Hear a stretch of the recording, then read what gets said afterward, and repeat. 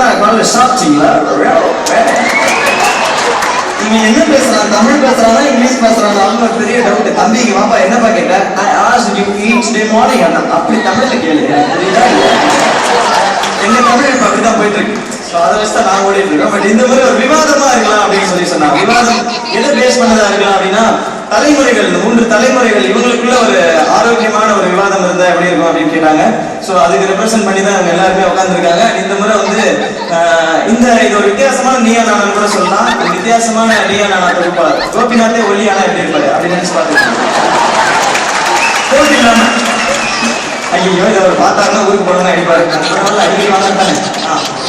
And இப்போ நீங்க என்ன பண்ண போறீங்க அப்படின்னா, இங்க இருக்க எல்லாருமே உங்களுடைய அணி எதுன்னு நீங்களே டிசைட் பண்ணிக்கணும். நீங்க நேற்றுக்கு சப்போர்ட் பண்ண போறீங்களா, இன்றா நாளையா அப்படின்னு சொல்லி அவங்களுடைய பாயிண்ட் சொல்லும் போதெல்லாம் நீங்க தான் அதை கை தட்டி உற்சாகப்படுத்த போறீங்க. அதை நான் இப்பயே ஃபர்ஸ்ட் டெஸ்ட் பண்ணிடுறேன்.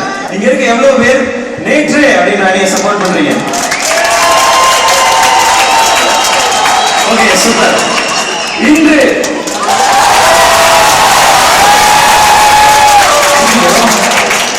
இன்றுதான் எவ்வளவு மெஜாரிட்டி இருக்கு.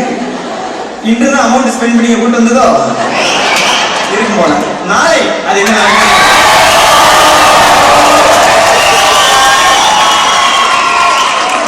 அதுக்கும் பயங்கர சவுண்டா இருக்கு. ஓகே, 3 பேருக்குமே ஈக்குவலான இம்பார்ட்டன்ஸா கொடுக்குறீங்க நீங்க. அண்ட் இப்போ வைக்க போற வாதங்கள் எல்லாமே நிறைய விஷயங்கள் உங்களுடைய வாழ்நாள்ல வந்து பொருந்தி போகும், நீங்க வாழ்க்கையில பார்த்துட்டு இருக்க விஷயங்கள். அண்ட் தொடர்ந்து இன்னைக்கு அடுத்த ஒரு மணி நேரம், ஒரு 1.25 மணி நேரத்துக்கு உங்களுக்கு வித்தியாசமா நிறைய விஷயங்கள் கிடைக்கும். அதுல நான் என்ன பண்ண போறேன் அப்படின்னு கேட்டீங்கன்னா, அது எனக்கே தெரியாது சத்தியமா. ஏன்னா வந்து இறங்கினோடனே விவாத மேடை நீங்க பண்றீங்கன்னாங்க. ஏங்க இது எப்படி எனக்கு எப்படிங்க வரவா? சும்மா பண்ணு, நீங்க எவ்வளவு பெரிய ஆள் தெரியுமா? ஐயோ, நானும் அதை நம்பிட்டேன். கண்ணாடியை பார்த்து நீ பெரிய ஆள் போட சிறதாட்டியா எல்லாமே பண்ணுவோம் போல நீ அப்படின்னு நினைச்சிட்டு நானே ஒரு ஃபீலிங்ல வந்திருக்கேன். கொஞ்ச நேரத்துல தான் தெரியும். ஸோ ஆரம்பிக்கலாமா? சவுண்ட் பத்தல. சொல்லியிருப்பாங்க எந்த தலைமுறை வந்து அவங்களுடைய வாழ்க்கை வந்து ரொம்ப ஸ்பெஷலா இருக்கு, எங்களுடைய தலைமுறை தான் சூப்பர், இந்த தலைமுறை தான் சிறப்பா இருக்கு, ஸ்பெஷலா இருக்கு அப்படின்னு நினைக்கிறாங்க அப்படிங்கறத பத்தி தான் பேச போறாங்க. மற்ற தலைமுறையினரை பத்தியும் என்ன நினைக்கிறாங்க அப்படிங்கறது, அவங்களுக்கு எதெல்லாம் வருத்தம் அளிக்கக்கூடிய விஷயமா இருக்கு, இதெல்லாம் தான் இப்ப நம்ம பார்க்க போறோம். அண்ட் முதல்ல எங்க இருந்து ஸ்டார்ட் பண்ணலாம்? யாருக்கு ப்ரிஃபரன்ஸ் கொடுக்கலாம்? நாளையா? அப்ப நீங்க எல்லாம் போயிட்டு நாளைக்கு வருமா? அப்படி போக முடியாதே, விட மாட்டாங்களே, எல்லா சைடும் லாக் பண்ணிருக்காங்க. ஓகே, அதுல வந்து நான் விட்டுலாம் வச்சிருக்கேன். அதுக்கு தான் நம்ம கூச்சமே கிடையாது. தலைமுறையில் தான் வாழ்க்கை சிறந்த முறையில் மகிழ்ச்சியாக வாழ்கிறார்கள் என்று பேச இப்போ வந்து ஆரம்பிக்க போறது நாளை தலைமுறை. நீங்க ஆரம்பிக்கிறீங்களா? கண்டிப்பா. கண்டிப்பா. ஓகே, உங்களை வச்சு ஆரம்பிச்சிருவோம். பேரு சிவகார்த்திகேயன். அப்பனுக்கு பாட சொன்ன சுப்பையா. என்னது சுப்பையாவா? சுப்பையா முருகருங்க. ஓ அப்படியா? புது புது கருத்தெல்லாம் சொல்லாதீங்க. கன்ஃபியூஸ் ஆகுதா இல்லையா? ஏன் என்ற கேள்வி கேட்காமல் வாழ்க்கையில் அப்ப இருந்து பாட்ட விஷயங்கள். இன்னைக்கு பசங்க கேள்வி கேட்டா அதிக பிரசங்க கேள்வி கேட்கிறாங்க. அறிவுபூர்வமா ஒரு கேள்வி கேட்டா உடனே வந்து அது அதிக பிரசங்கன்னு சொல்றது. இந்த பகுத்தறிவுங்கிற ஒரு விஷயம் எங்களோட தலைமுறையில ரொம்ப சிறந்த இருக்குன்னு சொல்லலாம். மூலப்பழக்க வழக்கமாக பல விஷயங்கள் பின்பற்றி வந்ததை அறியறதுக்கும் அறிய முடியாத விஷயங்களை உணரத்துக்கும் முயற்சி பண்றது எங்களுடைய தலைமுறைகள். ஓகே, நாளைய தலைமுறை வந்து பகுத்தறிவு அதிகமா இருக்குன்னு சொல்லிருக்கீங்க. ஓகே, அடுத்து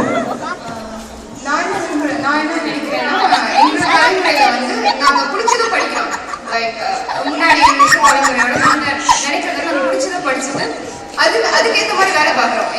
நாங்க பணத்தை மட்டும் மெயினா நினைச்சு வேலை பார்க்கறது கிடையாது. எங்களுக்கு இஷ்டப்பட்டதை படிச்சு வேலை பார்க்கறதுனால நாங்க சக்சஸ்ஃபுல்லா இருக்குன்றது எங்களோட நம்பிக்கை. ஃப்ரீயா வேலை பார்க்கறீங்க? ஃப்ரீயா இல்ல, இப்படி இஷ்டப்பட்டு படிச்சு வேலை பார்க்கறதுனால எனக்கு அதுக்கு மன திருப்தி கிடைக்குது. நீங்க தேர்ந்தெடுக்க முடியும்.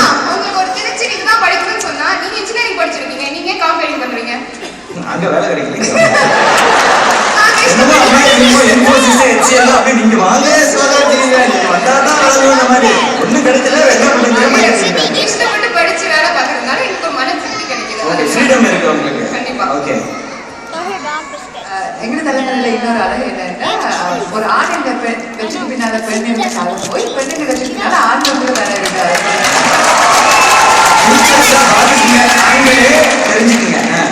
பாரதியார் சொன்னார், சாத்திரங்கள் பல பல கற்பாராம், சௌரியங்கள் பல பல செய்வாராம், வேற்று நாடுகளுக்கெல்லாம் போய் பல கொண்டு வருவாராம் என்று பெண்கள் பற்றி சொல்லியிருந்தார்.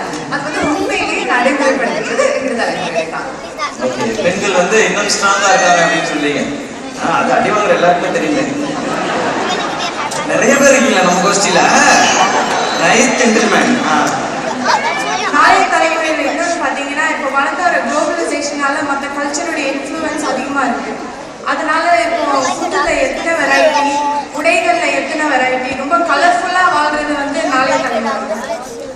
சூப்பர்.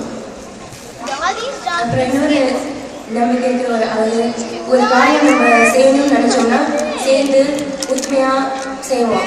கான்ஃபிளிக்ட் இருக்கும், ஆனால் நம்ம மனசுக்குள்ள போட்டு அப்படியே இருக்க மாட்டோம், அதை விட்டுடுவோம். ஸோ ஐ திங்க் நம்ம குட் டீம் ஒர்க் இருக்கு. Team work. Okay super. நாளைய தலைமுறை பார்த்தீங்கன்னா ஜாதி மதம் அப்படிங்கிற ஒரு சின்ன குறியீடு நமக்கு கிடையாது. நான் கொஞ்சம் பெரிய வந்து பார்த்தீங்கன்னா இன்னைக்கு நடக்கக்கூடிய முக்காசி காதல் திருமணங்கள் வந்து நாளைய தலைமுறை தான் முக்கியமாக பண்ணிட்டு இருக்காங்க. ஸோ அதே வந்து ஒரு நல்ல எடுத்துக்காட்டு. நாளைய தலைமுறை வந்து நாங்கள் வந்து ஒயிட்டா திங்க் பண்ண ஆரம்பிச்சோம் அப்படிங்கிறது எடுத்துக்காட்டு. அப்புறம் நம்ம நாளைய ஜெனரேஷனில் எல்லாரும் ரெஸ்ட் டேக்கர்ஸ், அட்வென்ச்சரஸாக இருக்கும். அப்புறம் வந்து இங்கிலீஷில் சொல்லுவாங்க opportunity waste is also an opportunity that is lost. நம்ம எல்லா ஆப்பர்ச்சுனிட்டி யூஸ் பண்ணிக்கிறோம். அப்புறம் வந்து ஜெனரேஷனில் இன்னசென்ட்டாக இருக்காங்க, நல்ல எக்ஸ்பீரியன்ஸ் வேணும். அதுதான் ஓகே சூப்பர். ஆப்பர்ச்சுனிட்டி கரெக்டாக யூஸ் பண்ணிக்கிறோம் அப்படின்னு சொல்லுவாங்க. நீங்கள் அப்புறம் எங்கள் ஜென்ரேஷனில் வந்து மல்டி கல்ச்சரல் லிவ் பண்ணிருக்கோம். ஸோ உங்களுக்காக நிறைய ஆளுங்க இருக்காங்க, காமெடி பண்ணவங்க இருக்காங்க, அப்புறம் வந்து லாயர்ஸ் இருக்காங்க, ஏன் டிஃப்ரெண்ட் கல்ச்சரில் இருக்காங்க. அந்த 2 வருஷத்துல யாருமே படிக்கவே இல்லைன்னு முடிவு பண்ணிடலாம் அப்படின்னு சொல்ல முடியுமா? எல்லா கேட்டகரியிலையும் காமெடியன்ஸ் இருக்காங்க, லாயர்ஸ். இது ஒரு பாயிண்டாங்க. நல்லா இன்னும் எதிர்பார்க்கறாங்க. நாங்கள் வந்து ஒரு டிஃப்ரெண்ட் கல்ச்சர் லிவ் பண்ணிருக்கோம், எல்லாத்தையும் அக்செப்ட் பண்ணுறாங்க. நாங்கள் தமிழா மட்டும் இல்லை, நார்த் இந்தியன்ஸ் பார்க்குறோம், ஒரு ஆஃப்ரிக்கன்ஸ் பார்க்குறோம், கரீபியன்ஸ் பார்க்குறோம், நிறைய கல்ச்சர்ஸ் வந்து யூனிட் ஆகி இருக்கிறோம். ஸோ வந்து அக்செப்டபிள் கல்ச்சர்ஸாக இருக்கிறோம். Okay super. நாளைய தலைமுறை நாங்கள் தான் வந்து சிறந்தவர்கள் அப்படின்றதுக்கு அவங்களுடைய பாயிண்ட்ஸ் எல்லாமே கொடுத்துருக்காங்க. நிறைய விஷயங்களை நீங்கள் அக்செப்ட் பண்ணியிருப்பீங்க. பட் மற்ற 2 பேர் என்ன சொல்கிறாங்க அப்படின்றத கேட்கலாம். இன்றைய தலைமுறை நீங்கள் சொல்லுங்கள். தமிழ் பாரம்பரியத்தில் வந்து உறவு முறை என்பது மிகவும் முக்கியமான ஒன்று. நேற்று தலைமுறையில் பார்த்தீங்கன்னா தாய் வழி உறவும் தந்தை வழி உறவும் மட்டும்தான் நமக்கு தெரியும். ஆனால் இன்று அப்படி கிடையாது. நம்மளுடைய இல்லத்தில் தீபாவளினாலும் சரி, தைப்பொங்கல்னாலும் சரி, எல்லா தமிழ் பேசுகின்ற எல்லாரையும் உறவினர்களாக பார்க்கின்ற ஒரு உன்னதமான பார்வை இன்றைய தலைமுறையில் தான் இருக்கின்றது.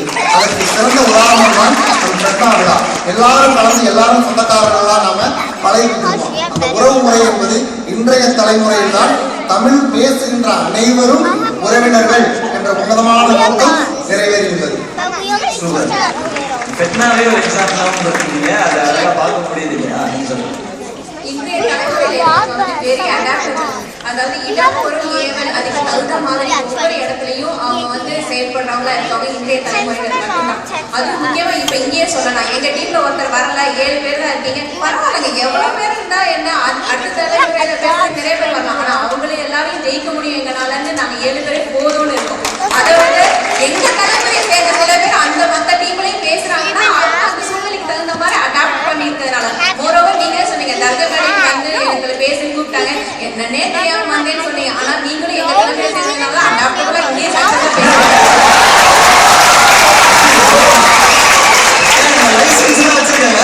அந்த கோச்சில் வருவாங்க இல்லைங்க, ஏங்க முதல்ல பேசும்போதே தெரிஞ்ச உங்க கோச்சில சேர்த்துக்கீங்க போல. ஆமாங்க, முதல்ல வயசு 25 50 வயசு உள்ளவங்க இன்றைய தலைமுறைனா நீங்களும் எங்க கோச்சி தானங்க, இது முதலே தெரிஞ்சது. வயசு ஆயிடுச்சா எதுக்கு இப்படி நீங்களாம் பண்ணிடுவது? சொல்லுங்க. பெண்களுங்க, அதாவது ஒரு சிறு வட்டத்துக்குள்ள ஒரு படி கீழேயே இருந்து பார்க்கப்பட்ட பெண்கள் வந்து தன்னோட முழு சுதந்திரத்தோட தன்னோட கருத்துக்களை வந்து வெளிப்படையா தெரிவிச்சது வந்து இன்றைய தலைமுறையில் தான். இப்ப பாத்தீங்கன்னா இந்த காலத்துல சமபாவம் சில சமயங்கள்ல ஆண்களுக்கு மேலேயும் இருக்காங்கன்னா அது இந்த தலைமுறையோட சிறப்பு தான். அது கண்டிப்பா பெண்கள் வெளியே வந்தது வந்து இந்த தலைமுறையில தான்.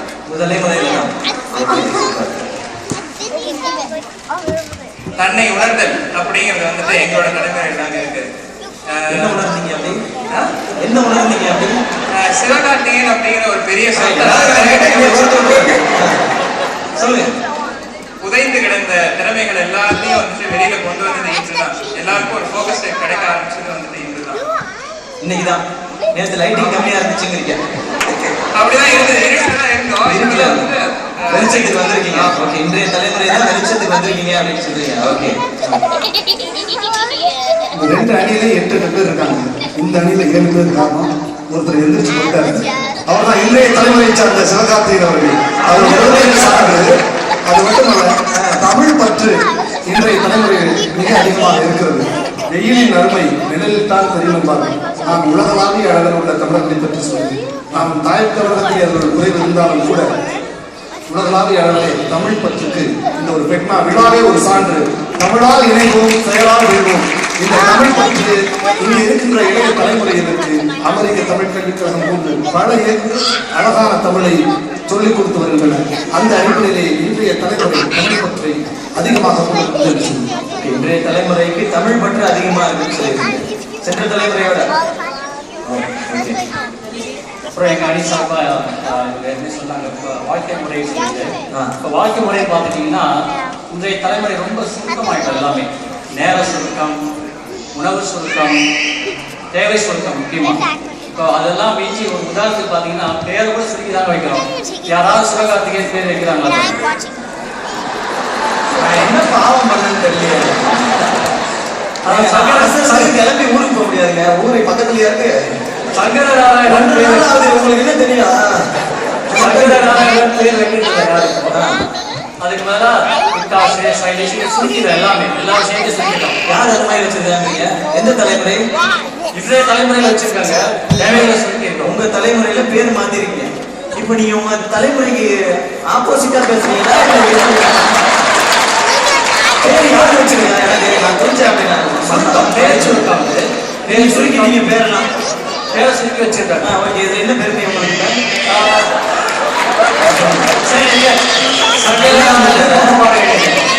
அதுக்கு முதல்ல பதில் சொல்லுங்க. அவர் வந்து சொல்ல வந்த விஷயம் எதையும் காலத்துக்கு ஏற்ற மாதிரி ஒரு சுருக்கமாக வைத்துக் கொள்ளக்கூடிய அளவிலே வச்சிருக்காரு சொன்னார். அவ்வளவுதான். அவ்வளவு சுருக்கமா சொல்லியிருந்தா புரிஞ்சிருக்கோம்.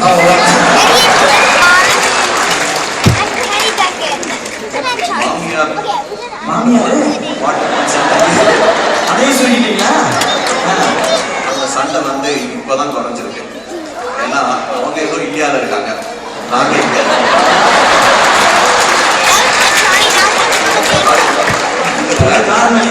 இதுல என்னன்னா அவங்க 6 மாசம் இங்க வந்து இருப்பாங்க. அவங்க 6 மாசம் இருக்கிற போது எங்களோட குழந்தைகளுக்கு அன்புனா என்னன்னு அதையும் சொல்லி கொடுக்குறோம். ஃபியூச்சர் ஜெனரேஷன் ஃப்ரீடம் கொடுக்குறோம், சுதந்திரம். நீங்க அவங்களுக்கு சுதந்திரம் கொடுக்குறீங்க. சுதந்திரம், நட்பு, உறவு எல்லாம் இதனால நாங்கள் சொல்லி கொடுக்குறோம். எல்லாம் அன்பா வந்து இன்றைய காலகட்டத்தில். ஓகே, மீட்டிங்ல நீங்க சொன்ன பாயிண்ட் வந்து ரொம்ப வேல்யூ பாயிண்ட். ஏன்னா அவங்க சொன்ன ரொம்ப ஸ்ட்ராங்கான பாயிண்ட் வந்து எங்களுக்கு ஃப்ரீடம் இருக்கு இந்த ஜென்ரேஷன்ல அப்படின்னு சொல்லி. பட் அந்த ஃப்ரீடம் கொடுத்ததே இன்றைய தலைமுறை தான் அப்படிங்கிறத நீங்க சொல்லியிருக்கீங்க. ஓகே, நேற்று அப்படின்னு சொல்லி ரொம்ப ஒரு பின்னாடி இந்த காலகட்டத்தை பத்தி நீங்க பேச போறீங்க. ஆனா உங்களுடைய கருத்துக்கள் தான் ரொம்ப முக்கியமா இருக்கும் போது. ஏன்னா நீங்க இவங்க எல்லாரும் வளர்றதை பார்த்துட்டு இருக்கிறீங்க. உங்களுக்கு எதனால உங்களுடைய ஜென்ரேஷன் பெஸ்ட்? நீங்க சொல்லுங்க. குடும்பங்கிறது என்ன? உறவுகளை அணைச்சி கொண்டு போறதுதான் குடும்பம். அப்படி குடும்பமா வாழ்றதுங்கிறதே ஒரு பெரிய பல்கலைக்கழகம் மாதிரி. அதுல இருக்கிற உறவுகள் ஒன்னொன்னும் நிறைய பாடத்தை நமக்கு கற்றுக் கொடுக்குது. அதனால நாங்கெல்லாம் வந்து வாழ்க்கையோட நெறிமுறையோட வாழ்ந்தோம். இன்னைக்கு வாழ்ந்துட்டு இருக்கோம், வாழ்ந்து காட்டிக்கிட்டு இருக்கோம். நாங்க வாழ்ந்த முறையினால எங்களுக்கு வந்து இந்த ஸ்ட்ரெச்சுன்ற அந்த அழுத்தமோ கட்டுப்பாடு இல்லாமல் சாப்பிட்டு உடல் நல குறைவோ இல்லை வந்து மன அழுத்தம் இல்லாமல் நாங்கள் நல்ல ஆரோக்கியத்தோடு வாழ்வோம், நிம்மதியாக இருப்போம், உறவுகளை அணைச்சி உறவுகளோட பாட்டி வந்து பியூட்டிஃபுல்லான கருத்துக்கள் சொல்லியிருக்காங்க. ஏன்னா உறவுகள் குடும்பம் அப்படிங்கிறது எவ்வளவு முக்கியம் அப்படிங்கிறது அது கூட அவங்க சொன்ன விஷயம். அவங்களுடைய உணவு பழக்க வழக்கம் அப்படிங்கிறது ரொம்ப சிறப்பாகவே இருந்திருக்கு.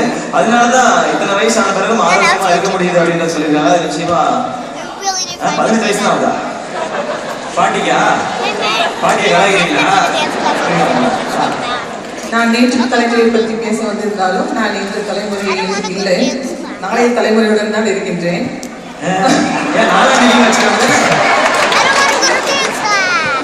பகுத்தறிவு மிக்க நேற்றைய தலைமுறையைச் சேர்ந்த நம் தெய்வப்புலவர் திருவள்ளுவர், பாரதியார், பாரதிதாசன், நம் தந்தை பெரியார் அவர்கள் நமக்கு வந்து எவ்வளவு கஷ்டப்பட்டு போராடி பெண் விடுதலை, தேச விடுதலை போன்ற எல்லாத்தையும் வழி வகுத்து நமக்கு வந்து கஷ்டப்பட்டு போராடி நமக்கு கொடுத்துட்டு போனதுனாலதான் நம்ம நாளைய சமுதாயம்னா அந்த வழியில போகிறதுக்கு முடிந்தது. ரெண்டாவது இன்னொன்று வந்து பாத்தீங்கன்னா நம்ம சரோஜா தேவி அம்மா வந்து இன்னைக்கு அவங்க வந்து பாலம் படத்துல வந்து நீங்க எல்லாரும் உங்களுடைய ஃபேவரட் சாங் ஆலய மணியின் ஓசையை நான் கேட்டேன் அருள் தரும் பறவைகள்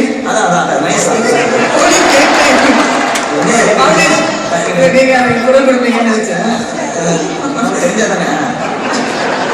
அப்படி காலையில 6 மணிக்கு எழுந்து வாசல் தெளிச்சு கோலம் போட்டு நம்மளுடைய பாட்டிமார்கள் எல்லாம் பண்ணி அதுவே அவங்களுக்கு ஒரு நல்ல ஒரு எக்ஸசைஸா எல்லாம் பண்ணிட்டு போயிட்டு இருந்தாங்க. அந்த மாதிரி ஒரு தினசரிய வந்து ஒரு தெய்வத்திற்கு இணையா கணவனை வச்சிருந்த காலம் அது. சூப்பர். அவங்க சொன்ன பாயிண்ட் வந்து அவங்க சொன்ன எல்லா பெரிய பெயர்கள் எல்லாமே அந்த நேற்றைய தலைமுறைகளை சேர்ந்தவங்க தான். அது யாரா இருக்கா. இன்னொரு பாயிண்ட் வந்து காலையில எழுந்திரிச்சு கோலம் போடுறது அப்படிங்கிற மாதிரி சாயங்காலம் டிவியில கோலம் போடுறது காலையில எழுந்திரிச்சு வாசல் தெளிச்சு கோலம் போட்டு துளசி மாடலுக்கு போய் விளக்கு ஏற்றி கணவனுடைய கால்களை தொட்டு வணங்கி அவருக்கு காஃபி போட்டு கொடுத்து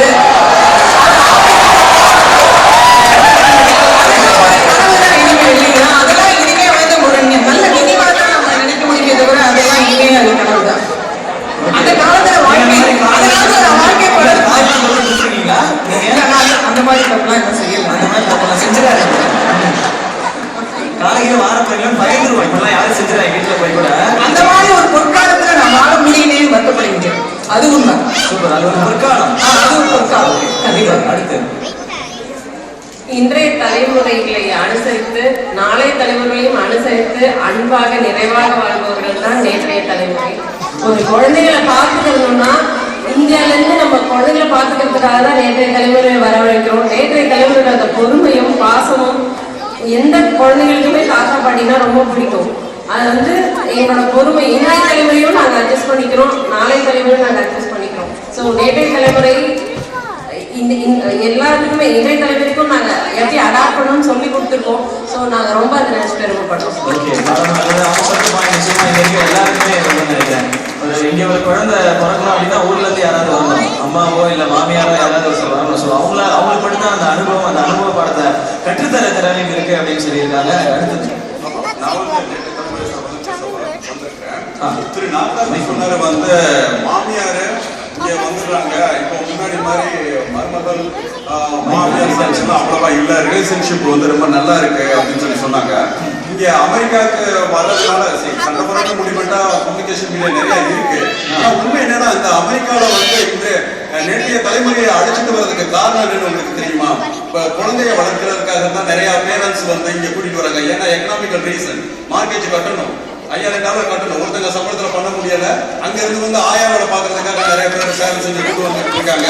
அவங்களுக்கு சரியான மரியாதை கூட கிடைக்கிறது கிடையாது. ஒரு பேரண்ட்ஸ் எங்களுக்கு சொல்றாரு, நான் வந்து எப்படா ஊருக்கு போகணும் உட்கார்ந்து இருக்கிறேன், என் பையன் வந்து என் பாஸ்போர்ட் எடுத்து வச்சுட்டு தர மாட்டேங்கிறேன். ஏன்னா அவர்கிட்ட நான் சொன்னேன், என் பையன் எடுத்து வச்சுட்டு தர மாட்டேங்கிறேன் அப்படின்னு கேட்டேன். அவர் சொல்றாரு, நீங்களே சொல்லுங்க, குழந்தை பிறந்து ஒரு 4 மாசம் தான் ஆகுது, இன்னும் ஒரு 6 மாசம் இருந்தா தான் அதை நல்ல முறையா வளர்க்க முடியும், அதுக்காக நான் எட்ட வைக்கிறேன்னு சொல்லிட்டு இந்த மாதிரி வந்து சண்டை இல்லைன்னு சொல்ல முடியாது. ஆனா இந்த காரணங்கள் நேற்றைய தலைமுறையோட தேவை வந்து அத்தியாவசியமா இருக்கிறதுனாலதான் அந்த நெருக்கத்தை அந்த கரண்ட் ஜெனரேஷன் காட்டாங்களே தவிர உண்மையான அன்பு பாசங்கிறது வந்து இப்ப கம்மியாயிடுச்சுன்னு சொல்ல வரேன். அதே மாதிரி வந்து இன்னொரு வந்து உறவுகளை பத்தி சொன்னாங்க.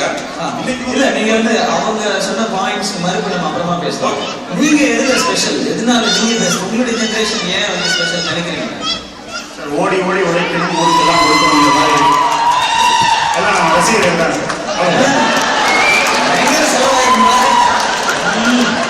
அதாவது கொடை எங்கள் தலைமையில் தான் மிகுந்து நாம் சம்பாதிக்கும் சம்பாத்தியத்தில் ஒரு பகுதியை நாட்டுக்காகவும் சமூகத்துக்காகவும் ஒதுக்கி வைக்க வேண்டும் என்ற ஒரு திறமையான கொள்கை இருந்தது. அதனால என்ன போதும் என்ற மனமே பொன் செய்யும் வந்து சிறுக கட்டி பெருக வாழ்ந்த தலைமுறை எங்களுக்கு.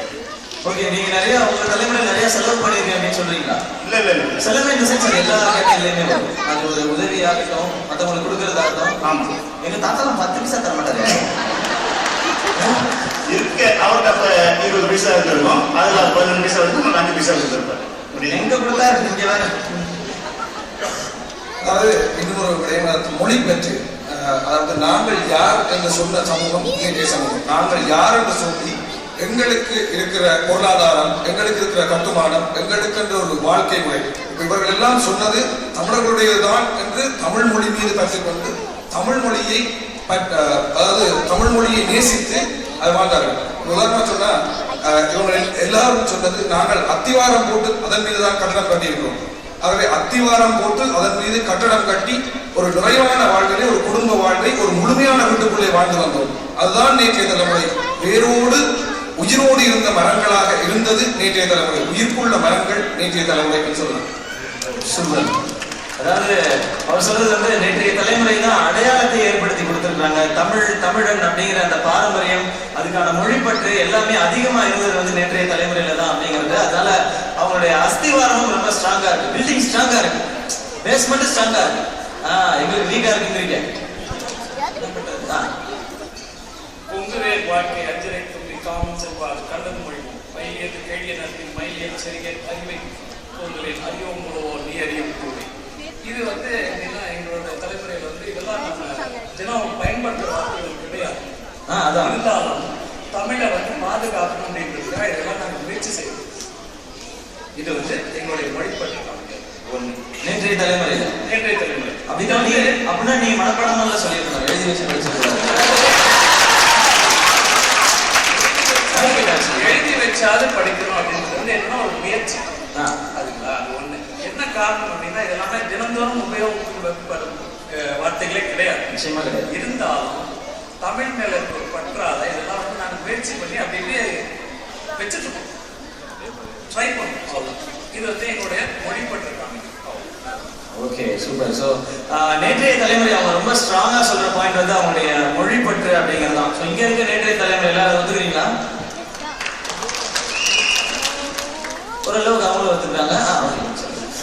இப்போ ரெண்டு அணிகளும் சொன்னாங்க ஃபெட்னா வந்து இன்றைய தலைமுறை தான் நடத்துகிறோம், இல்லை நாளைய தலைமுறை தான் நாங்களாம் இருக்கோம் அப்படின்னு சொல்லிட்டு. அப்படி கிடையாது.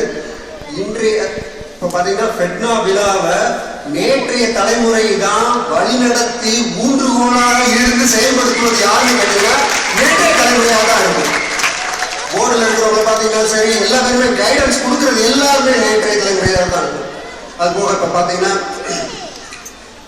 சுயமரியாதை இயக்கம் அப்படின்னு ஒன்று அந்த காலத்தில் நேற்றைய தலைமுறை தான் வந்து ஆரம்பிச்சு பகுத்தறிவு கொஞ்சம் கொஞ்சமாக ஊட்டி வளர்த்து அதுக்கு அடித்தளமாக ஆணிட்டு அந்த இதை கொண்டு வந்தது பார்த்தீங்கன்னா நேற்றைய தலைமுறை தான். பார்த்தீங்கன்னா விதவை திருமணம், அப்புறம் மூட நம்பிக்கைகளை ஒழிச்சது, அந்த சுயமரியாதை இயக்கம் மூலம் தான் நாங்கள் வந்து அடித்தளமே விட்டோம். இப்போ பார்த்தீங்கன்னா பெண்களுக்கு சம உரிமை.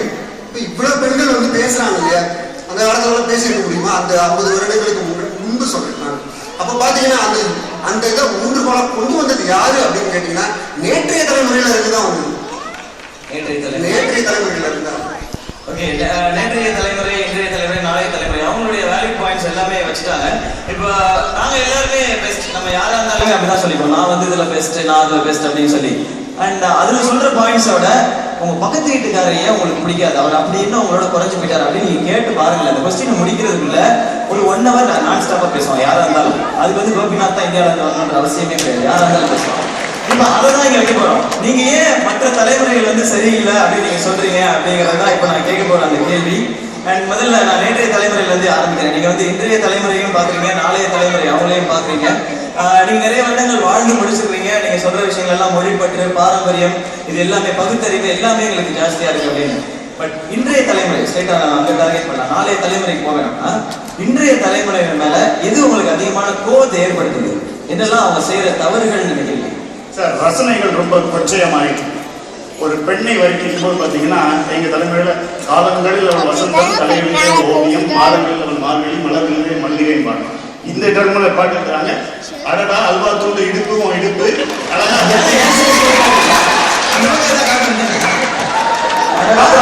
அடடா அல்வா தூண்டு இடுப்பும் இடுப்பு, அழகா பத்தி பிச்சு நெருப்பு தூள் கிளப்பு. எவ்வளவு அழகா எழுதிருக்காங்க. அப்புறம் பாத்தீங்கன்னா குத்துப்பாட்டு எங்க தமிழ்னு இருந்தது. அடி நாட்டு ஏறாக்கம்மா பல்லாக்கு நெளிப்பு குத்துப்பாட்டு, பல்லாக்கு நெளிப்பு நெஞ்சு கொளுத்த நெல். அப்ப நீங்க எதை பத்தி பேசுறீங்க? அந்த நெளிப்புல குத்துப்பாட்டு என்ன இப்போ குத்துப்பாட்டு எழுதுறாங்க. அந்த பாட்டுல என்ன அந்த நெளிப்புன்னா எதை பத்தி பேசுறீங்க? வார்த்தைகள் பயன்படுத்துறது. இப்போ என்ன எழுதுறாங்க, என்னம்மா பண்ணலாம், டிஸ்கோவுக்கு போகலாம், ஓட்டாவை போடலாம், ஓடிப்பாடி ஆடலாம்னு கூத்துப்பாடு. இது எங்க தப்பு? என்னம்மா பண்ணலாம் அப்படிங்கிறது எவ்வளவு நல்ல தமிழ் வார்த்தை தெரியுமா? ஆடலாம் கூட பேசலாம். அப்புறம் முக்கியமா வந்து இப்போ நமக்கு பாட்டு பத்தி தப்பா சொல்றாங்க சார். அந்த மாதிரி டெய்லி சன்மியூசிக்கு போன் போட்டு எத்தனை வாட்டி இந்த பாட்டெல்லாம் கேட்டு தெரியுமா? நாக்கு முக்கா மாதிரி வராது. அதனால நாக்கு முக்கா அவ்வளவுதான் சிம்பிள்ஸ். குழந்தை கூட பாடலாம். அது இன்னொரு சிம்பிளா கேட்கிறேன். இப்ப அப்படியே போயிட்டு சிம்பு வந்து டக்குனு யார ஹன்சிகா மொட்டவானியை பார்த்து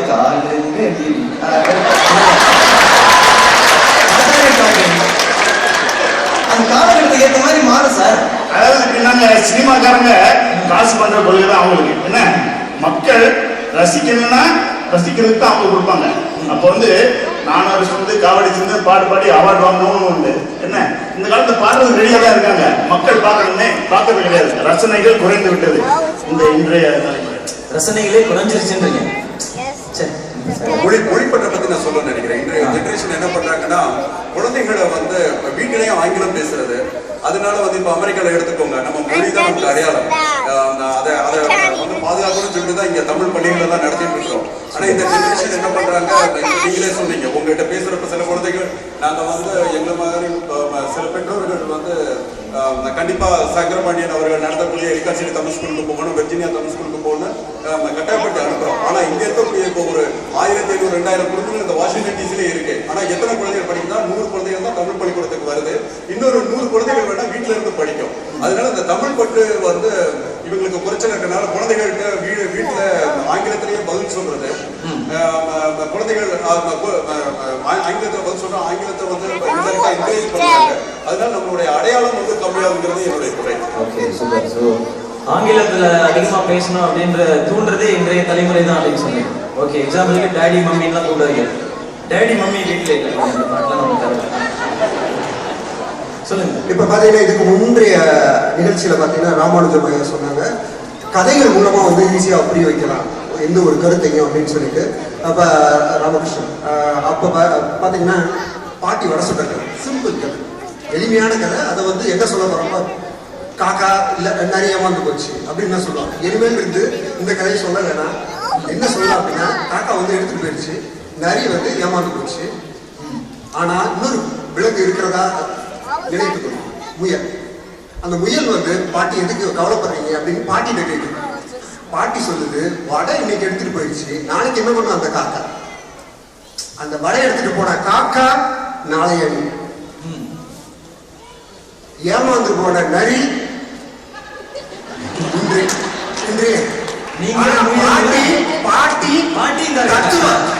அந்த வடை சுடுற வெத்தரோட எல்லாம் தெரிஞ்ச கைப்பக்குவம் எங்க அணிக்குதான். நேற்றைய அணிக்கு இல்லாத திறமை அவங்க இன்னைக்கு கிடைக்கிறாங்க, புரிஞ்சு ஓடிடுறாங்க.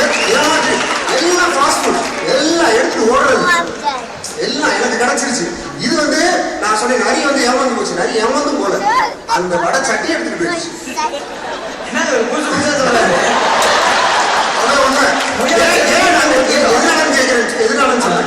இன்றைய அணி என்ன பண்றாங்கன்னா, அட்லீஸ்ட் நான் ஆராய்ச்சி பண்ணி என்ன பண்ணணும்னு வச்சு நான் கண்டுபிடிச்சிருவேன் அப்படின்னு நினைப்பாங்க இன்றைய அணி. ஆனா அந்த கைப்பக்குவம், என்ன பண்ணா எது நல்லது, எப்படி சாப்பிடணும், இது இந்த நேரத்துல இது சாப்பிடு, நைட் நேரத்துல இட்லி சேர்க்காத, பால் சேர்க்காத, எப்படி செய்யணும்ன்றது தெரியும். தெரியும். கஷ்டப்பட்டு செஞ்சு காக்கா தானே தூக்கிட்டு போகுது, நீங்க சாப்பிட முடியலையே. அடுத்த நாள் இன்னொரு காக்கா வரும், நீ மாதிரி காக்கா கதை மாறல, பாட்டியால அந்த வடையை சாப்பிட முடியல.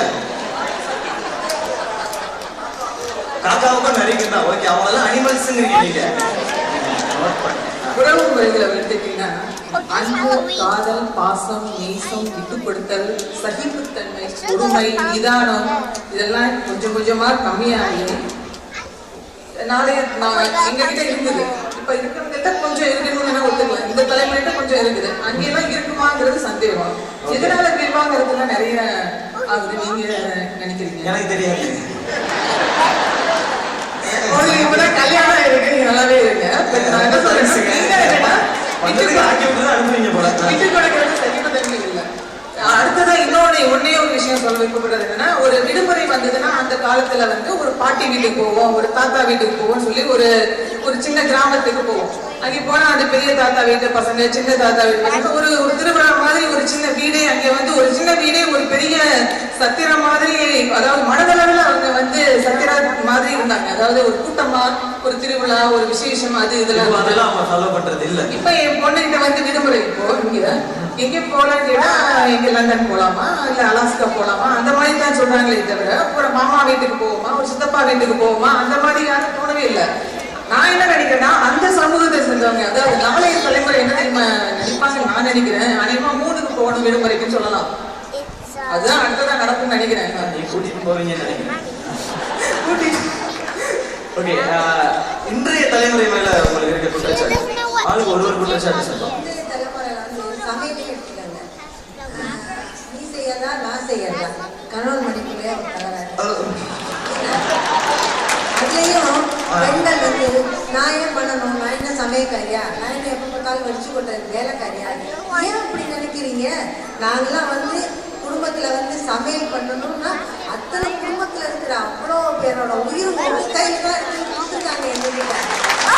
பெருமையா அன்போட ஆரோக்கியத்தோட சமைச்சு போட்டு சந்தோஷப்பட்டு அவங்க சாப்பிட்டதை பார்த்து நாங்கள் சந்தோஷப்பட்டு அவங்கள ஆரோக்கியமான வாழ்க்கையை எடுத்து போறதுக்கு வழிகாட்டிட்டு இருக்கோம். அதை விட்டுட்டு ஏன் இந்த மாதிரி சமையல் அது ரொம்ப முக்கியமான பாயிண்ட். இல்ல அது நல்ல பாயிண்ட் சொல்லிருக்கீங்க. பட் சமையல்ல என்னன்னு பாத்தீங்க எங்களுக்கு தெரியாது. ஹோட்டல்ல செஃப் சமைச்சது கூட நான் பார்க்க முடியாது. ஒரு தலைவலி மேட்ச் இருந்தா கூட ஒரு மிளகு சீரகம் போட்டு ஒரு ரசம் வச்சு ஒரு பருப்பு துவையல் அரைச்சு அந்த தாய் கையால கொடுத்து நீங்க சாப்பிட்டு பாருங்க, உங்களுக்கு இந்த தலைவலி காய்ச்சி போகவே நினைப்பாங்க. இன்னைக்கு உங்களுக்கு ஒரு மாதிரியா இருந்தா வீட்டுக்கு வாங்க, நான் செஞ்சு தரேன்.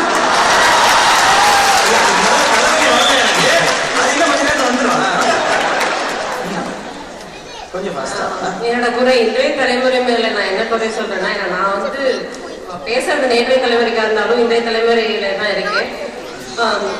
இங்க இருக்கிற ஒவ்வொரு குழந்தைகளையும் கூப்பிட்டு கேட்டு பாருங்க, எங்க அம்மா அப்பா எங்களை டார்ச்சர் பண்றாங்கன்னு சொல்லுவாங்க. கண்டிப்பா குழந்தை வளர்ப்புல இன்றைய தலைமுறையில நிறைய தப்பு பண்றாங்க. அவங்களுக்கு நிறைய குழப்பங்கள் இருக்கு. அவங்களுக்கு கல்ச்சரும் வேணும், வெஸ்டர்ன் கல்ச்சரும் வேணும், நம்ம ஊர் கல்ச்சரும் வேணும்னு அவங்கள ரொம்ப குழப்பறாங்க. அது வந்து நாளைய தலைமுறைய பல விதத்துல அவங்களோட கிரியேட்டிவ்னஸ் குறைக்குது. கிரியேட்டிவ்னஸ் கொடுக்குறாங்க, ஃப்ரீடம் கொடுக்குறாங்க. ஆனா அவங்க வந்து சில விஷயங்களை கத்துக்கணும்னு ஃபோர்ஸ் பண்ணி நிறைய அவங்க குழம்பி இருக்காங்க, குழப்பவாதிகளாக குழம்பி இருக்கு. ஆமா, என்ன இவ்வளவு டேமேஜ் பண்றீங்க? அவர் என்ன அனிமல்ங்கிறாரு, நீங்க என்ன குழம்பி இருக்காங்க? சிவாய்ப்பொழுது அதாவது நேற்றைய தலைமுறையிலே நாங்கள் நாடு வீடு நான் என்று நினைத்தோம். ஆனால் இவர்கள் நான் அதற்கு நான் தான், அதுக்கு அப்புறம் ஒன்றுமே இல்லை. நான் பிள்ளை மனைவிக்கும் கணவனுக்கும் இடையிலே போட்டி போடுகின்ற சமூகம். இப்பொழுது பார்த்தீங்கன்னா நான் உடைக்க வேண்டும், வாழ்க்கையில் வெற்றி பெற வேண்டும் என்று எண்ணிக்கொண்டே தங்களுடைய வாழ்க்கையை குறைத்து விட்டு என்று அடைகிறார்கள். இன்னொரு விடயம், வீட்டிலே வாங்க வேண்டிய எல்லா இலத்திரனியல் பொருட்களையும் வாங்கி கொடுக்கிறது. பிள்ளை வந்து அப்பா அம்மா பெரியப்பா பெரியம்மா இந்த உறவுகள் எல்லாம் விட்டு இப்பொழுது சண்டை, அதாவது எல்லோரும் அங்கிள் ஆண்டி ஆகிவிட்டார்கள், மம்மி டாடி ஆகிவிட்டார்கள், இப்பொழுது மம் டேட் ஆகிவிட்டது. அப்படி உறவுகளும் மாறிவிட்டது.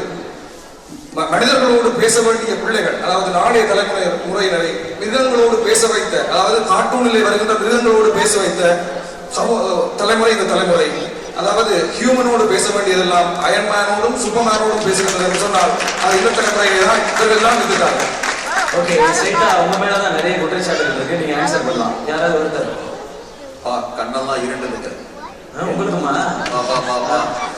அவங்க வந்து எங்க வாழ்க்கையில பெரியவங்க காம்படிட்டிவ் தமிழ் ஓடுறா போட்டி புடி அவனை புடி இவனை புடி அப்படின்னு எங்க வாழ்க்கையில போட்டு போட்டு போட்டு அதை புடி இதை புடி நாங்க ஓடி ஓடி ஓடி ஓடி ஓடி வாழ்க்கையின் ஓரத்துக்கே ஓடி அமெரிக்கா வந்துடும்.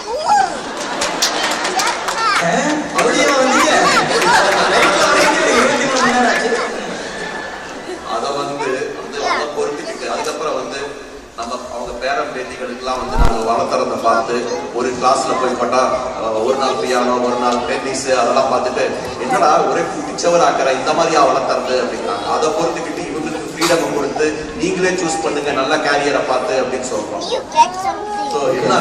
மத்தளம் மாதிரி ரெண்டு பக்கமும் அடிவாங்கி நீங்க வந்து ரெண்டு கல்ச்சர் எதை ஃபாலோ பண்றது தெரியாம குழம்பி இருக்கீங்க அப்படிங்கிறது இன்னொரு குற்றச்சாட்டு. அதுக்கு யாரும் ஆன்சர் பண்ணுங்க?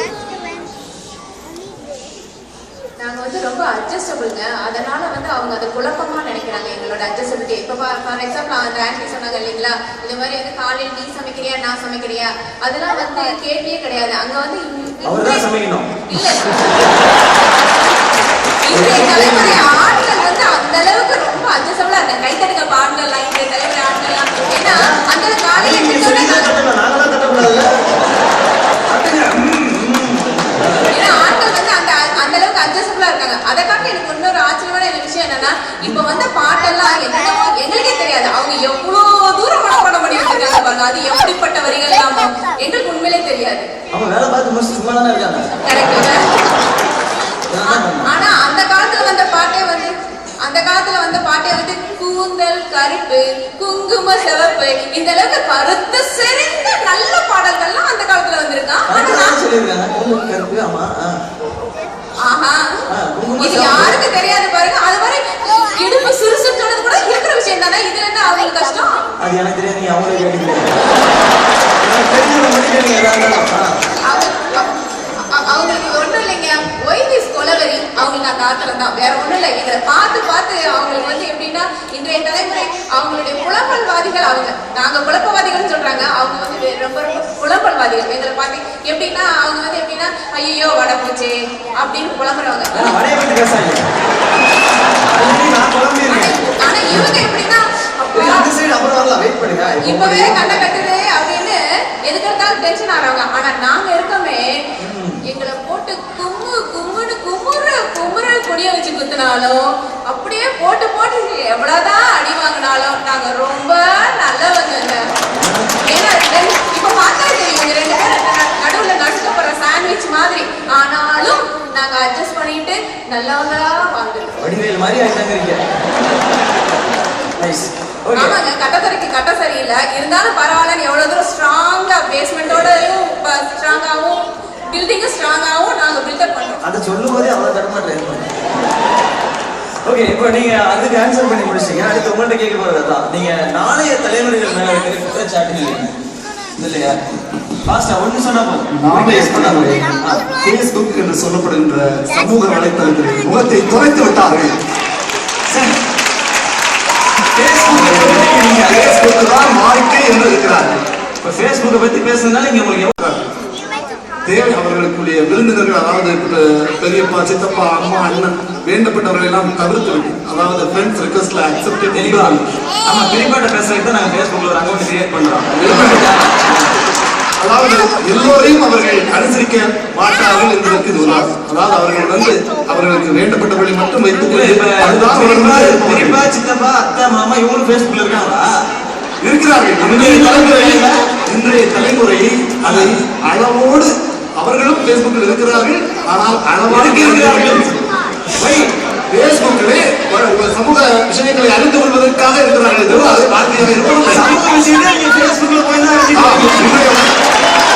அதை சமூக வலைத்தளம், ஆனால் சமூக விஷயங்களை அதன் மூலம் அறிந்து கொள்வதற்காக அதை எடுக்கிறார்கள்.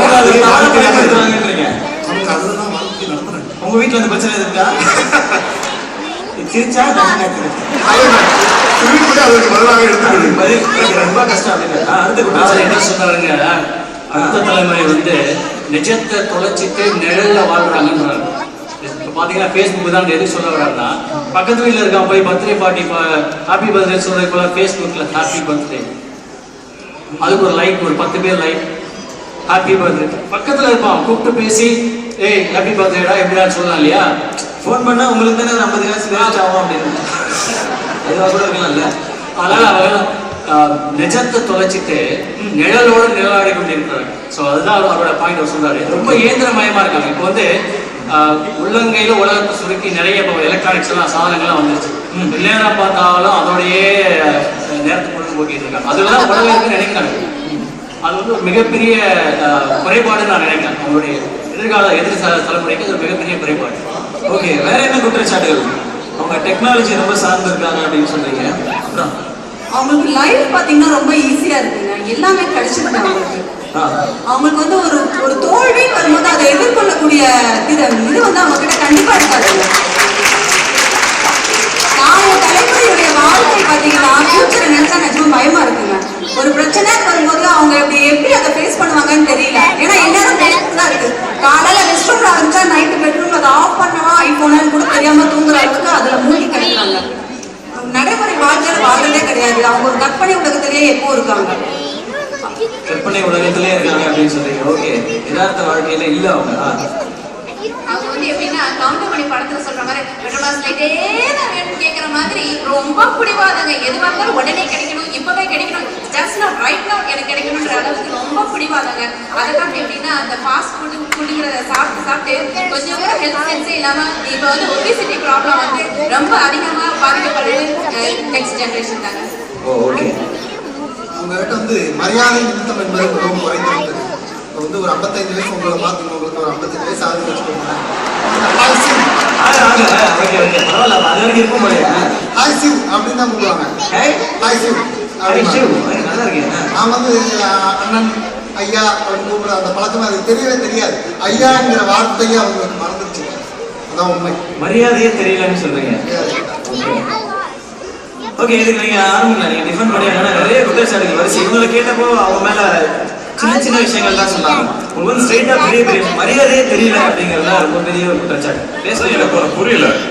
மரியாதையே தெரியல, அவங்க சுயமரியாதை நாங்க தான் வித்துட்டோம்னு ஒரு பெருமை சொன்னாங்க இல்லையா? அந்த சுயமரியாதை இப்படி கால் மேல கால் போட்டா வந்து மரியாதை குறைவு. இது வந்து ஐயானு கூப்பிடல அப்படின்னா மரியாதை குறைவு, கை கட்டலன்னா மரியாதை குறைவு. இதெல்லாம் என்ன அப்ப எதுதான் மரியாதை குறைவு சார் நீங்க டிக்ஷனரியில வச்சிருக்கீங்க?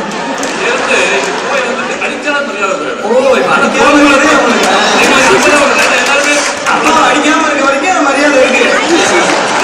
பேசிக்கிட்டா நீங்க பேச்சோட இருக்கணும். இந்த காலத்தை தாண்டி நாங்களும் வரமாட்டோம், நீங்களும் வரக்கூடாது. இல்ல அவர் சொல்ற பாயிண்ட் என்னன்னா, முன்னாடில அப்பாட்ட பேசும்போது சொல்லுங்க அப்படி இருந்தது, அப்புறம் சொல்லுங்க அப்பாட்டு இருந்தது, அப்பா வாப்பா யோ அப்படின்ற லெவல்ல இருக்கு. இப்ப நீங்க யோன்ற கட்டத்துல தான் இருக்கீங்க அப்படின்னு சொல்றாரு. அவங்க சொல்றாங்க. ஆமா, அவங்க சொல்றாங்கன்னா அதுதான் நடக்குது. நீங்க பதில் சொன்னீங்க, நாங்க தான் அறையில அப்புறம் என்னன்னு கேட்டீங்க. கேட்கிற கேள்விகள் அவங்களுக்கு அப்படி இருக்கு. ஏன்னா இப்ப ஐயானு கூப்பிடணும் அப்படிங்கிறாங்க. அடுத்து வந்து என்னன்னா இந்த குழப்பவாதிகள் இதான் ஒண்ணு. எங்க அப்பா அதெல்லாம் நாங்கெல்லாம் முன்னாள் நின்று பேச மாட்டோம், பின்னால் நின்று பேசுறது நீங்க பேசணும். அப்ப முன்னால் நின்று பேசுறதுக்கு ஒரு சுதந்திரம் இருக்கு அப்படிங்கறத வந்து இவங்க சுதந்திரம் கொடுத்தவங்கிறாங்க. இப்ப நம்ம வந்து சுதந்திரத்தை வந்து ஓவரா யூஸ் பண்றாங்க அப்படிங்கிறாங்க. இந்த குழப்பங்கள் வந்து இவங்க ரொம்ப டார்ச்சர் பண்ணிட்டு இருக்கு. ஓகே, முதல்ல அவங்க சைட்ல இருந்து வரேன். இல்ல ஃபர்ஸ்ட் இவங்களுக்கு நீங்க ஆன்சர் பண்ணுங்க, அப்புறம் அடுத்த பிரச்சனை வந்து நீங்க வந்து தெளிவா இல்ல அப்படின்னு சொல்றாங்க. யதார்த்த வாழ்க்கையில இல்ல கனவுலயே வாழ்ந்துட்டு இருக்கீங்க அப்படிங்கறத வேற யாராவது கனவுல இருக்கிறவங்க அவங்களுக்கு யாராவது முடிவு பண்ணி வாங்க. ஃபேஸ்புக் சொன்னாரு இவ்வளவு கனெக்ஷன் இருக்குமே, முக புத்தகம் அப்படிங்க முக புத்தகம் அதை சொல்றேன். அவர் ஃபேஸ்புக் சொல்றாரு. ஆனா நல்லதுதான் சொன்னாரா கெட்டதுதான் கண்ணுக்கு தெரியும். ஃபேஸ்புக் நல்லதும் நடக்குது. எனக்கு ஃபேஸ்புக்ல வேலை கிடைச்சிருக்கு. அது யாருக்காவது தெரியுமா? ஃபேஸ்புக்ல வந்து யாருக்காவது தெரியுமான்னா சொன்னாதானே தெரியும். அது சொல்லணும்ல, அதான் பிபிசில எடுத்தவங்க போடுவாங்க. ஃபேஸ்புக்ல வந்து ஒருத்தர் வந்து ப்ரொஃபைல் பிக்சர் தான் எடிட் பண்ணி வச்சிருக்காரு. அதை பார்த்து அவர் ஒரு லோகோ சொன்னார் அவர் கம்பெனிக்கு. அது ஒரு வேலை இல்லையா? அது அகாட்ரிங். வேலையே கிடைச்சிருக்கு. லைஃபே உருவாகுது ஃபேஸ்புக். நான் இன்னொரு விஷயம் சொல்ல விரும்புறேன். இன்றைய தலைமுறைக்கு பாத்தீங்கன்னா இப்போ ஃபேஸ்புக் வந்து ஒரு உதாரணத்துக்கு அவங்க சொன்னாங்க. பட் அவங்க வந்து ஆல்வேஸ் அவங்களுக்கு என்னன்னா ஒரு இன்செக்யூர் ஃபீலிங் எப்பயுமே இருக்கு. நம்ம பசங்க வந்து நம்ம கை மீறி போயிடுவாங்களோ இல்ல தவறான வழியில போயிடுவாங்களோ, இதுதான் வந்து அவங்க இன்செக்யூர் ஃபீலிங் ஒரு அக்கறைன்ற பார்வையில இருக்கலாம். அந்த அக்கறை இது எப்படி நம்ம குறைக்கலாம்னா பேசணும். எவ்வளவு தூரம் வந்து அவங்க பசங்களோட பேசுறாங்க. இப்ப நீங்க பாத்தீங்கன்னா ஃபேஸ்புக்ல இன்றைய காலகட்டத்தில் இருக்கவங்க நிறைய பேர் அக்கௌண்ட் இருப்பாங்க, ஆன்லைன்ல அக்கௌண்ட் வச்சிருப்பாங்க. அவங்க பசங்களும் இருப்பாங்க. இவங்க ரிக்வெஸ்ட்டும் வந்து வேற பேர்ல கொடுப்பாங்க. நினைச்சிட்டு இருப்பாங்க எங்களுக்கு தெரியாது, எங்களுக்கு எல்லாம் தெரியும். இந்த ரிக்வெஸ்ட் வேற பேர்ல கொடுத்தா நாங்க அக்செப்ட் பண்ணிப்போம். பிகாஸ் நாங்க என்ன தப்பு பண்ணல, நாங்க மறைக்கணும்னு அவசியம் கிடையாது. நாங்க வெளிப்படையா என்ன பண்றோம் ஃபேஸ்புக் வந்து மறைக்க முடியாது. என்ன இருக்கோ அது அப்படியே தெரியும். ஸோ எங்க அம்மா எங்க அப்பா வந்து ஃபேஸ்புக் என் அக்கௌண்ட் லிஸ்ட்ல இருந்தாங்க, ஃப்ரெண்ட்ஸ் லிஸ்ட்ல இருந்தாங்க. அவங்களுக்கு ஆப்வியஸா எல்லாமே தெரியும். நான் யார் வரல, என்ன பேஸ் பண்றேன், என்ன பாக்குறேன், எல்லாமே அப்டேட் ஆகும். இந்த மறைக்கிறதுக்கு என்ன இருக்கு? ஒண்ணுமே கிடையாது. இன்செக்யூர்டா இருக்காங்கன்னு சொல்லியிருக்கீங்க, நீங்க சொல்லுங்க. சார் சொன்னாரு நாங்க நிறைய ஃப்ரீடம் கொடுக்குறோம்ட்டு. நீங்க யார் சார் எங்களுக்கு ஃப்ரீடம் கொடுக்கறதுக்கு? ஃப்ரீடம் ஏற்கனவே 19% டிசிஷன் வாங்கிட்டு வாங்க. நீங்க ஓகே, சோ அதனால உப்பு சத்தியாகிரத்துக்கு தலைமை தாங்க வேண்டியது. அது வாங்க சும்மா ஃப்ரீடம் வாங்கணும். அனுபவிக்கிறோம் இல்லையா? நீங்களே வாங்கிட்டீங்க, அவங்க தர தேவையில்லைன்றீங்க. கண்டிப்பா. ஸோ அவங்க தரணும்னு அவசியமே இல்லை. இன்னொன்று ஃப்ரீடம் தரணுங்கிற போதே அவங்க என்னன்னா வந்து இதுதான் ஃப்ரீடம், எதாவது கொடுக்க போகிறோம், இது மட்டும் தான் அவனோட லிமிட்டு அப்படிங்கிற மாதிரி தான் இருக்குது. ஃப்ரீடம்ங்கிறது என்ன சார்? ஆக்சுவலாக வந்து சந்தோஷ் சுப்ரமணியன் வர மாதிரி முன்னாடி அனுப்பிட்டு பின்னாடி எல்லா இடத்துக்கும் ஃபோன் பண்ணி அவனுக்கு அது பண்ணிடுங்க இது பண்ணிங்கன்னு சொல்ல ஃப்ரீடம் கிடையாது. அவனை ஃப்ரீயாக விட்டுருங்க, அவனா கற்றுக்கிட்டோம், அடிபடட்டும் கற்றுக்கிட்டோம், அதுதான் ஃப்ரீடம். ஓகே. இன்னொன்று வந்து பார்த்தீங்கன்னா இன்னொரு விஷயம் சொல்லிட்டு இருந்தாங்க, நாங்கள் ஃபேஸ்புக்கில் இருக்கிறோம், உணவு சாப்பாடு சரியில்லை, எங்கள் பெற்றோர்களுக்கு அவைலபிள் இல்லைன்னா, அவங்களுக்கு நேரம் இல்லைன்னா, அவங்களுக்கு எலக்ட்ரானிக்கை கையில் கொடுத்துட்டு கம்ப்யூட்டர் கையில் கொடுத்து நீர் இல்லை இது நாங்கள் வேலைக்கு போகிறோம், இரவு 9 மணிக்கு வருவோம், காலையில் 6 மணிக்கு போவோம் அப்படின்றதுனால எங்களுக்கு அனுப்புகிற என்ன பண்ணும் அவங்க அதை பாவிக்கிறாங்க. அது வந்து நல்லதை பயன்படுத்த முயற்சிக்கிறாங்க. சாப்பாடு பர்கர் வாங்கி கொடுத்து பிள்ளைகள் பர்கர் தான் சாப்பிடுவாங்க. நீங்கள் நல்ல சாப்பாடு சமைச்சு எல்லாம் கொடுத்தீங்கன்னா அந்த பிள்ளைகள் நல்ல சாப்பாடு சாப்பிடுவாங்க. Okay, super. இந்த ஒவ்வொரு தலைமுறையினரும் நீங்க வந்து மற்ற தலைமுறை இருக்க குற்றச்சாட்டுகளை நிறையவே வச்சாங்க. இது ஆக்சுவலா இதோட முடிச்சாங்க, ஏன்னா நேரம் கம்மியா இருக்கிறதுனால அடுத்த ப்ரோக்ராம்ஸ்க்காகவும் உங்களுக்கே வந்து நிறைய விஷயங்கள் தோணி இருக்கும். இதுல எதெல்லாம் சரி எதெல்லாம் நம்ம எடுத்துக்கணும் அப்படிங்கிறது. இதுல வந்து யார் வெற்றியாளர் அப்படின்னு வந்து இப்போ அனௌன்ஸ் பண்ணி ஆகணும் அப்படின்ற பட்சத்துல இதுல வந்து தீர்ப்பு அவ்வளவு சுலபமா சொல்லிட முடியாது. ஏன்னா ஒவ்வொரு தலைமுறையினர் இருந்துமே கத்துக்க வேண்டிய விஷயங்கள் நிறைய இருக்கு. உதாரணத்துக்கு நேற்றைய தலைமுறையினர் அவங்கள்ட்ட நாம கத்துக்க வேண்டிய ஒரு முக்கியமான விஷயம் வந்து பொறுமை. எதையும் பொறுமையா யோசிச்சு செய்யணும் அப்படிங்கிற ஒரு விஷயமா இருக்கலாம். அது எல்லாமே நீங்க வந்து அவங்கள்ட்ட இருந்து தான் கத்துக்கணும் அப்படிங்கிறது உண்மை.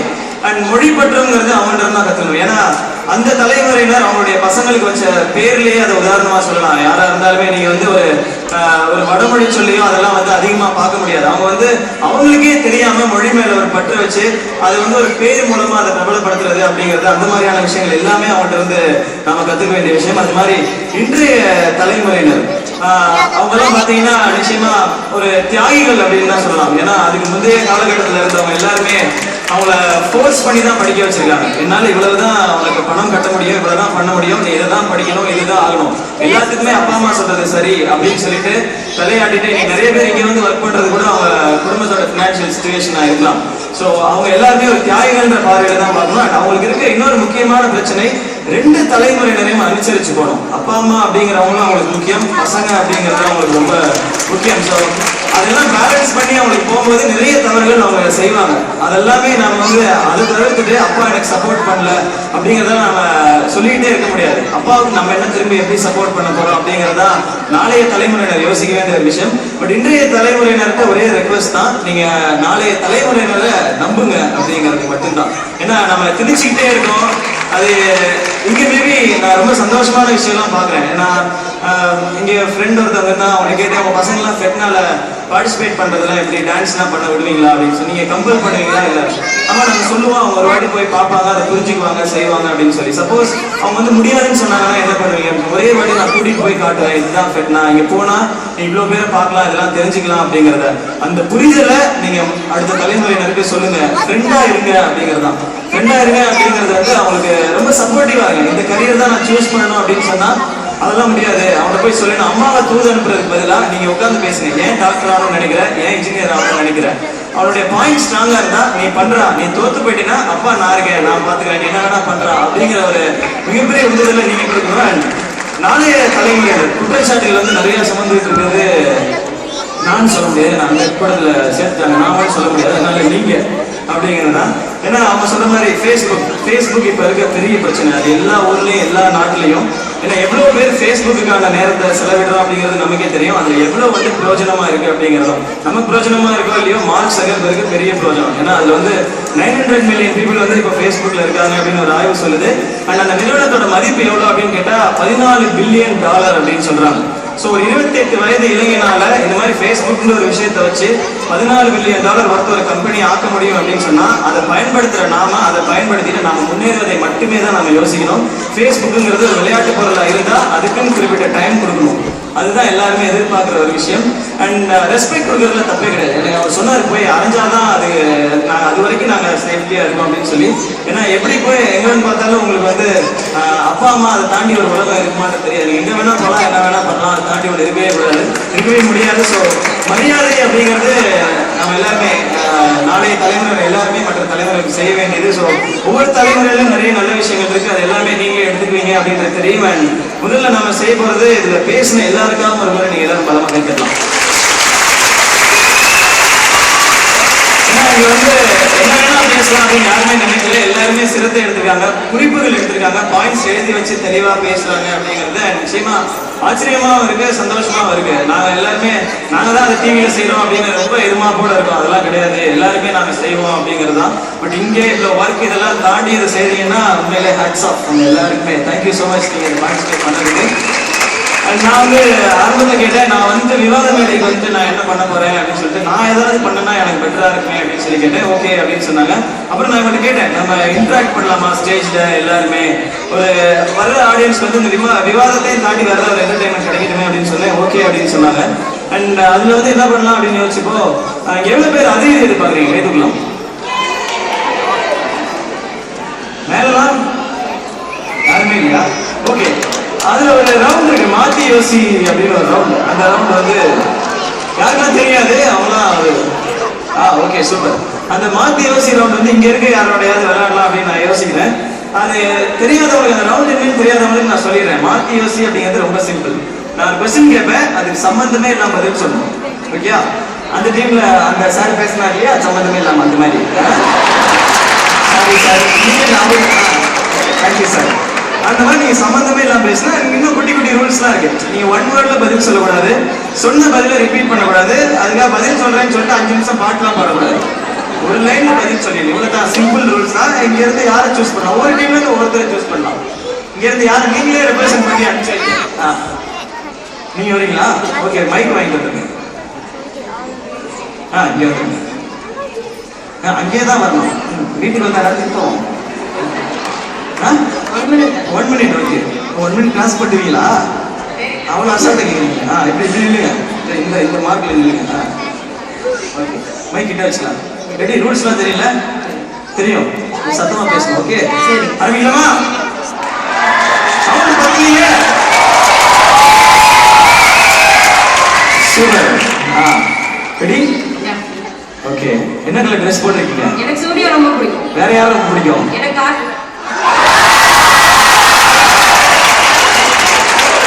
கார்த்தி ரொம்ப பிடிக்குமா? என்னங்க சான்ஸ் கேட்கறாங்க, டேரக்டர் என்ன? ஓகே, உங்களுக்கு இன்னொரு சான்ஸ் கொடுத்துலாமா?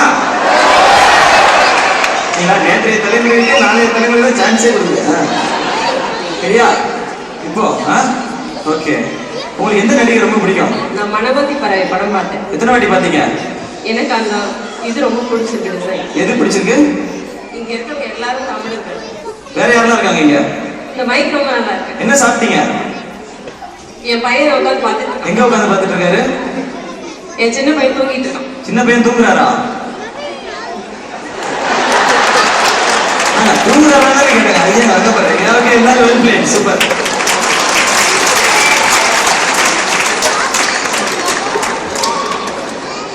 பயங்கர போட்டியா இருக்கே, கலந்துக்கு நம்ம 10 டாலர் கொடுக்கணும்னு சொல்லிருக்கலாம்.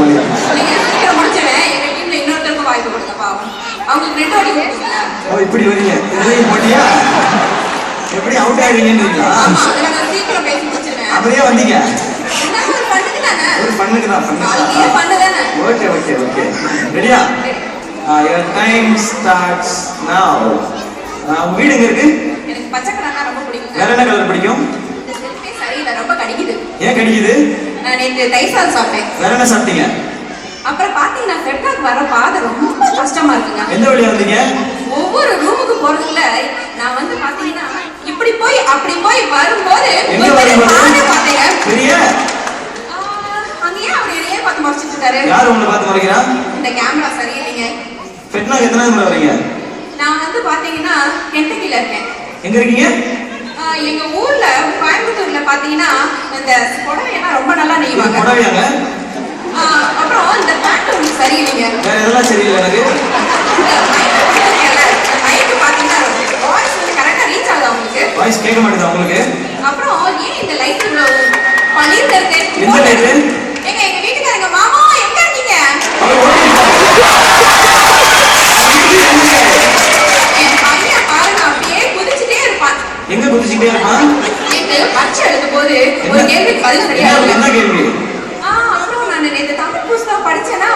ஜாதகம்?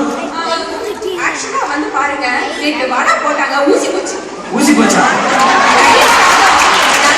சொல்ல மாட்டேன். வேற என்ன சாப்பிட்டீங்க? வேற என்ன சாப்பிட்டீங்க? Pink colour. ஆமா, அந்த பாப்போம் இதுல டால் அடிக்குதா? என்ன அடிக்குதா? சரிங்க, ரொம்ப கேள்வி கேட்டு தொந்தரவு பண்றாரு. போய் உட்கார்ந்து அடுத்தவங்களுக்காக சான்ஸ் கொடுக்கலாம்னு அப்ப போய் நினைக்கிறேன். உட்காருறீங்களா? நான் வந்து பாருங்க, மாத்தி மாத்தி தான் பேசுறேன். கரெக்டா தான் பேசுறேன். மாத்தி மாத்தி பேசுறீங்களா? கரெக்டா பேசுறீங்களா? சரி, இந்த சேர் எல்லாம் வந்து பாத்தீங்கன்னா ரொம்ப டைட்டா போட்டிருக்காங்க. ஆனா மேல போய் உட்காருங்களே, அந்த சேர்ல ரோல் ஆகுது. சூப்பரா இருக்கு. ஓகே, போடுங்க.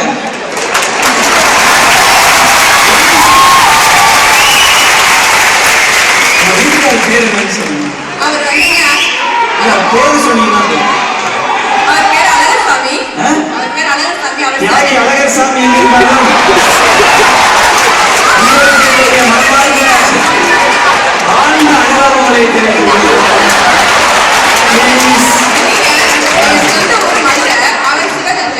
அதுக்கு நான் என்ன பண்றது?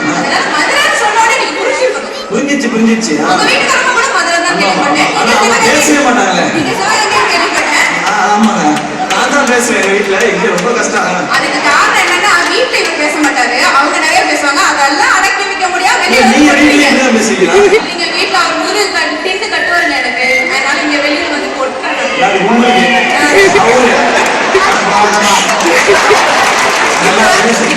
நிறைய பேர் உண்மை சொன்னா நம்பவே மாட்டேங்கிறீங்க. இப்ப பாத்தீங்கன்னா சொல்ல பாத்தீங்கன்னா நிறைய ஆண்கள் அட்ஜஸ்ட் பண்ணு, நிறைய பேர் பாத்தீங்கன்னா வந்து குழந்தைய கையில வச்சுட்டு அப்படியே பாவம் அல்லாடிட்டு இருக்காங்க. ஜென்ஸ் எல்லாம் உள்ள லேடிஸ் எல்லாம் ரொம்ப நாளா ஜாலியா பாக்குறாங்க. ஆனா இன்னைக்கு தூங்கும்போது எப்படி அப்ப பேசாம இருக்கீங்களா? இல்ல, 72வது வாட்டி போய் உட்காருங்கன்னு சொல்லி பேசுறீங்க. சார் நீங்க வரீங்களா? ஓகே, ஓகே, நீங்க ஒரு சான்ஸ் தான். அவங்களுக்கு ரொம்ப நேரம் விளையாண்டாங்க. ஆமா, மைக் கிட்ட வச்சுங்க. Okay, super sir. மோகன் மாதிரிலாம் வச்சுக்கூடாது. ஸ்டைலா. ரெடியா? ரூல்ஸ்லாம் கிளியர் தானே சார்? Okay, time starts. எவ்வளவு பேர் சார் இருக்காங்க? மெரினா படம் நல்லாவே இல்லையா? நல்ல கூட்டம், சரியான கூட்டம். சரியான கூட்டமா? நான் வந்து நேற்று காலையிலே கிளம்பிட்டேன். வேற எங்க போனீங்க? நான் இப்ப ஸ்டேஜ்ல வந்து உங்க பக்கத்துல நிக்கிறேன். வேற யார் பக்கத்துல நிக்கணும்னு ஆசைப்படுறீங்க? மைக்கு சரியாக நான் வச்சிருக்கிறேன். சரியாக வச்சிருக்கீங்களா? அந்த மைக்கு இந்த மைக்கு இந்த மைக்கு 3 ஒரே மாதிரி இருக்கு. எந்தெந்த மைக்கு? அந்த குத்து விளக்கு வந்து தமிழ் தாய் வந்து எல்லாரையும் பார்த்துட்டு இருக்காங்க. என்ன சொல்றாங்க அவங்க? சீஃப் கெஸ்ட் ரொம்ப பேர் வந்திருக்காங்க இந்தியால இருந்து. ஓகே, நீங்க யாரோட பேச்சை ரசிப்பீங்க? நான் தமிழ்நாட்டுக்கு போகணும்னு நினைக்கிறேன். எந்த ஊருக்கு போகணும்னு நினைக்கிறீங்க? கண்டிப்பா வந்து நான் இன்னைக்கு வந்து இரவு வந்து இங்கதான் தங்குவேன். எத்தனை வந்து? நாளைக்கு வந்து நான் ஆப்பிரிக்கா போவேன். அவுட் தானே? எக்ஸிட் அங்க இருக்குங்க. அவுட் தானே கேட்டேன். அவுட் தானே sir? Thank you sir. Thank you sir. Okay, நாளைய தலைமுறையினர்ல இருந்து ஓகே பயப்படாம வாங்க. மைக் வாங்கிட்டு வரலாம். மைக்கை பத்தி எவ்வளவு நேரம் பேசணும்? ரெடி? சரி, ரெடியா இருக்கீங்க? இல்ல இன்னும் ஆரம்பிக்கல. பதட்டப்படாதீங்க. அது மாதிரி ஃபாஸ்டா இருக்கணும் சார். ரொம்ப யோசிச்சுட்டு நாளைக்கு வந்து சொல்றேன்லாம் சொல்லக்கூடாது. செய்து பாக்குறீங்களா? ஓகே, மைக் கிட்ட வச்சுக்கோங்க. சரி. ஓகே, டைம் ஸ்டார்ட்ஸ் நவ. நீங்க எந்த டீம் சார்பா பேச வந்திருக்கீங்க? எனக்கு அவங்க தமிழ் தங்கபாண்டியர் வந்து ரொம்ப பிடிக்கும். எதனால ரொம்ப பிடிக்கும்? எனக்கு வந்து அவங்க நீல கலர்ல ரொம்ப விருப்பம். நீல கலர் கதை நல்லா அங்க இருக்கா?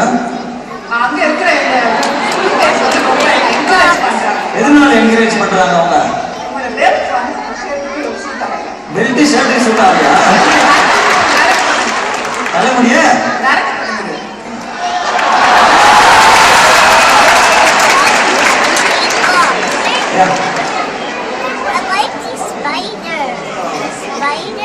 மைக்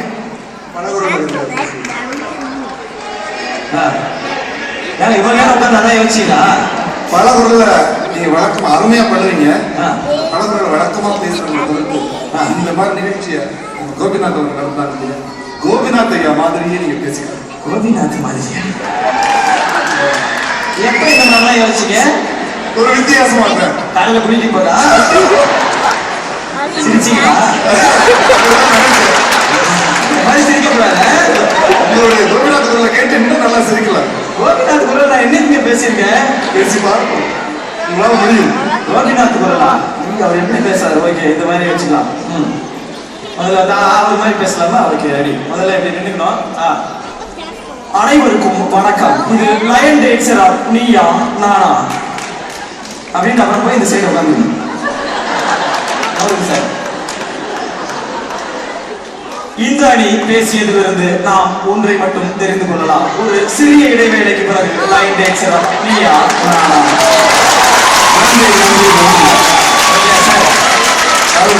கடைசியில ரிசல்ட் அதை மறந்து பாருங்க.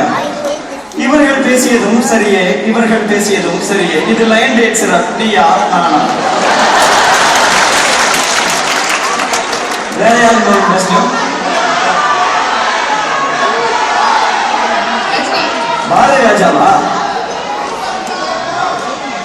ஓகே, எனக்கு மைக் வால்யூம் இன்னும் கொஞ்சம் இங்கிலீஷ்ல சொல்லணுமா? எப்படி சார் சொல்றது? எனக்கு ஹெல்ப் பண்ணுங்க. Mic volume increase please of India. Please increase mic volume. ஒன்றுதான் தெரியும், டக்குன்னு வச்சிருங்க. ஹலோ ஹலோ, எல்லாரும் கேக்குதா? Okay, super. So Bharathi Raja sir அவரை கூப்பிட்டு இங்கே ஃபெட்னாவில் பேசணும், என்ன பேசுவார் அப்படிங்கிறது தான். என்னுடைய தமிழ் இதுவரை எக்ஸல் கேப்டனில் நான் பேசி வந்திருக்கிறேன். முதல் முறையாக அமெரிக்காவில் பால்டிமோர் இந்த நேரம் நான் பேசுறேன். It's an excellent place. I like the audience. யூஎஸ்ல இருக்கிற அந்த விஷயம், அந்த உயரமான பில்டிங் இதெல்லாம் எங்க ஊர்ல கிடையாது. ஸோ இந்த மாதிரி ஒரு லொகேஷன்ல அடுத்து நான் ஒரு படம் பண்ண போறேன். The film name is Everyone can keep the name, but I am going to direct a film by Bharatharas. Thank you.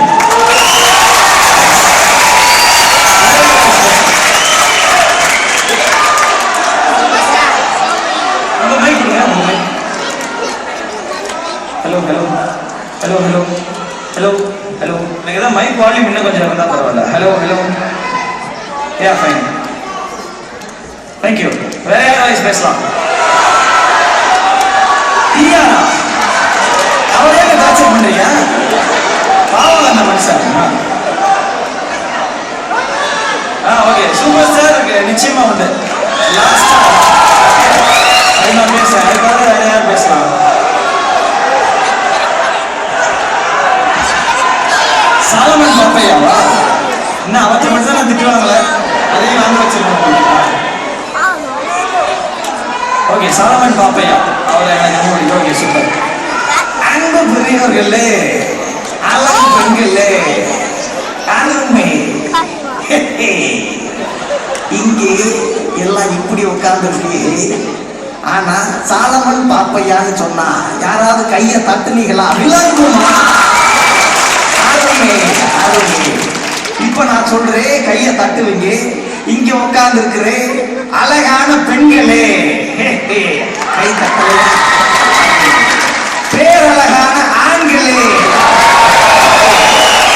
பேரழகான ஆண்கள் சொன்னா கைய தட்டுறாங்களே. அழகான பெண்கள் சொன்னப்ப நீங்க கைய தட்டி இருக்கணும். இதுதான் பெரிய மூட நம்பிக்கைன்னு சொல்றாரு. நான் வரட்டுமா? தினம் ஒரு திருக்குறள், அது மறந்து போச்சு. நாளைக்கு வந்து சொல்றேன். நன்றி, வணக்கம். ஓகே, வேற யார் பேசலாம்? கமல்ஹாசனா? பத்மஸ்ரீ கமல்ஹாசன். ஓகே, அவர் நிச்சயமா எல்லாருக்குமே பிடிக்கும். ஓகே, அவரை கூப்பிட்டு பேச சொல்லலாம்.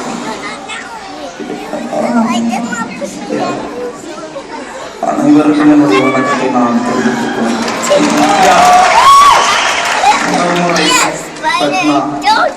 அருமையான விழா. இந்த மாதிரி ஒரு விழாவில் நான் மேடையில் நின்று பேசவில்லை என்றாலும் கூட அங்கே கடைசியில் நின்றது நான் ரசித்திருப்பேன், வாழ்ந்திருப்பேன். அருமை விஸ்வரூபம் எப்படி இருக்கும் அப்படின்னு சொல்லி கேட்கிறாங்க. என்னுடைய முந்தைய படங்கள் எப்படி இருக்குமோ அப்படித்தான் படம் எடுக்கும் பொழுதும் நான் விஸ்வரூபம் எடுப்பேன் என்ற முறை விஸ்வரூபத்தையே படமாக எடுத்திருக்கிறேன். வழக்கம் போல 2 ஹீரோயினும் இருக்காங்க. So soon you're gonna enjoy the movie. Yeah. Bye. Thank you. Bye.